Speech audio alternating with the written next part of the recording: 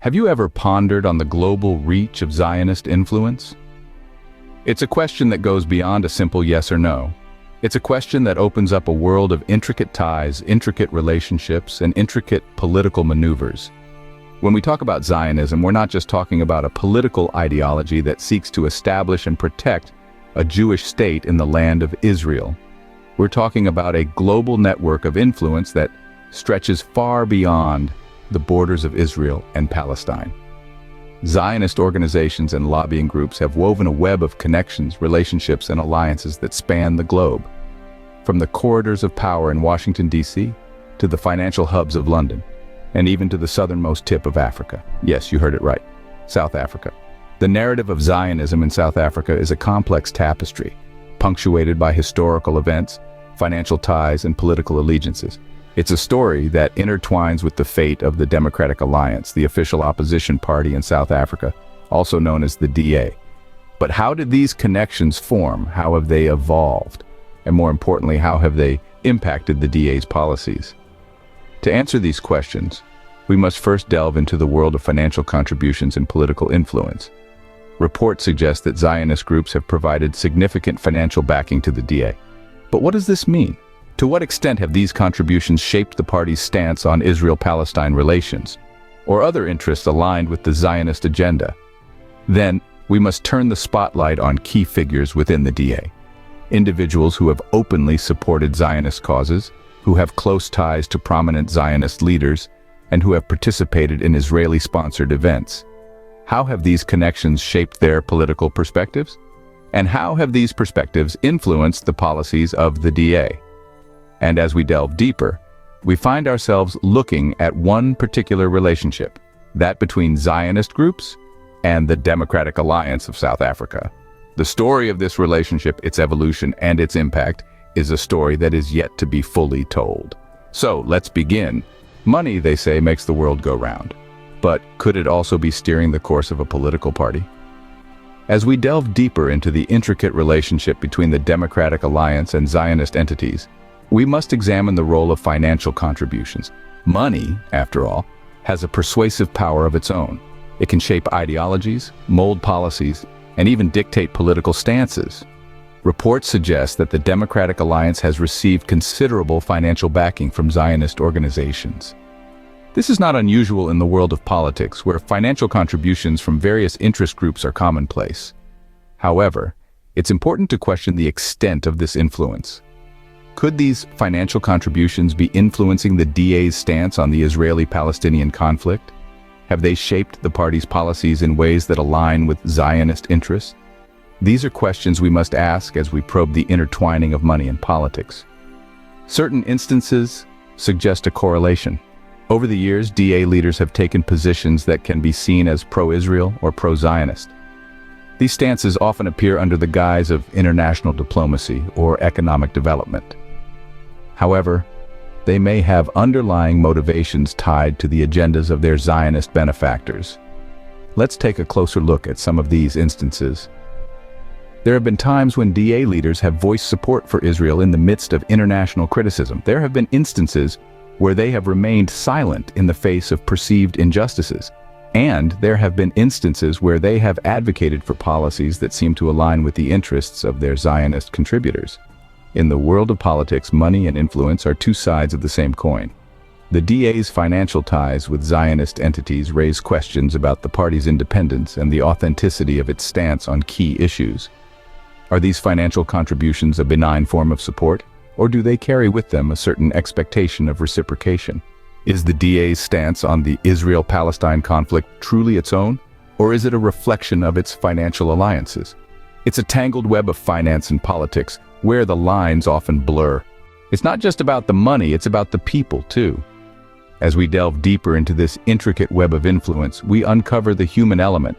Prominent figures within the Democratic Alliance have openly supported Zionist causes, and some maintain strong ties to Zionist leaders and organizations. Consider Helen Zille, former leader of the DA, who has been vocal about her support for Israel. Her public statements often echo the narratives of Zionist agendas, raising questions about the influence that these connections may have on her leadership and the party's policies. Or take Mmusi Maimane, another heavy hitter within the DA. His participation in Israeli-sponsored trips and events is well documented. Could these experiences have shaped his political perspectives, possibly swaying the party's stance on contentious issues like Israel-Palestine relations? Then there's Tony Leon, former DA leader, known for his close ties with prominent Zionist organizations. His connections extend beyond formal political channels, raising questions about the depth and breadth of Zionist influence within the DA. These are just a few of the key figures within the DA who have shown an alignment with Zionist causes. But it's not just about individual affiliations.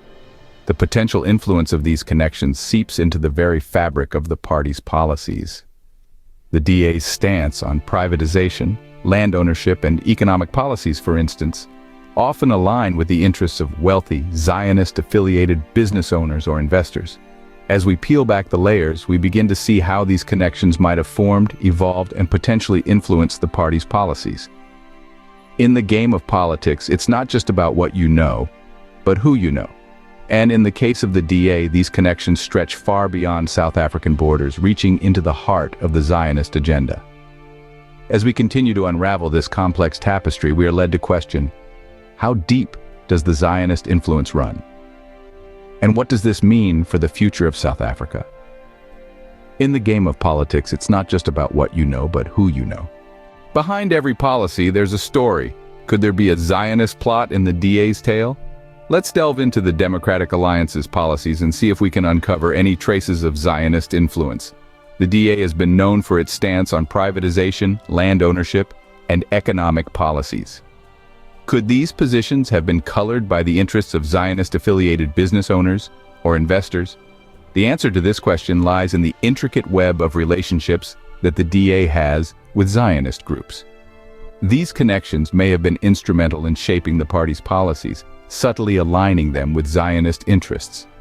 Consider the DA's stance on privatization. It's no secret that wealthy Zionist-affiliated business owners have a vested interest in privatization. It's a pathway to economic dominance, providing opportunities for private entities to control key sectors of the economy. Has the DA's support for privatization been influenced by these interests? The question remains open, but the possibility cannot be ignored. Now let's take a look at land ownership policies. The DA has been vocal about its position on land reform, but could there be a Zionist angle to this? Land ownership is a powerful tool. It's not just about physical territory. It's about economic control and political leverage. Could the DA's policies be a reflection of Zionist influence seeking to entrench economic dominance in key South African regions? The evidence merits the possibility of further investigation. Finally, the DA's economic policies. Has the party's economic strategy been swayed by Zionist-affiliated investors? Could the DA's economic decisions be serving not just the interests of South Africa, but also those of influential Zionist groups? It's a complex puzzle, with pieces scattered across the political landscape. The influence of Zionism on DA policy is an intricate puzzle waiting to be solved. Unraveling this puzzle could provide a fresh perspective on the DA's policy decisions, and perhaps even reveal a hidden layer of geopolitical maneuvering. It's a story that's yet to be fully told, a tale of politics, power, and intrigue that's waiting to be unraveled. In the battle for public opinion, control of the narrative is key. Can we see this Zionist influence in South African media? The Democratic Alliance, like any political party, relies heavily on the media to relay its message to the public. But there's more to it than simple communication. The media also plays a significant role in framing the narrative around the party's policies and actions, shaping public perception and opinion. Now let us consider the possibility of Zionist influence extending to this narrative control. The question is, have pro-Zionist media outlets or journalists played a part in molding the public's view of the DA or its leaders? To answer this, we need to delve into the complexities of media ownership, journalistic integrity, and the subtle art of narrative control. In this web of influence, it's plausible that efforts may have been made to downplay any criticisms of Israel or the Zionist agenda within South Africa.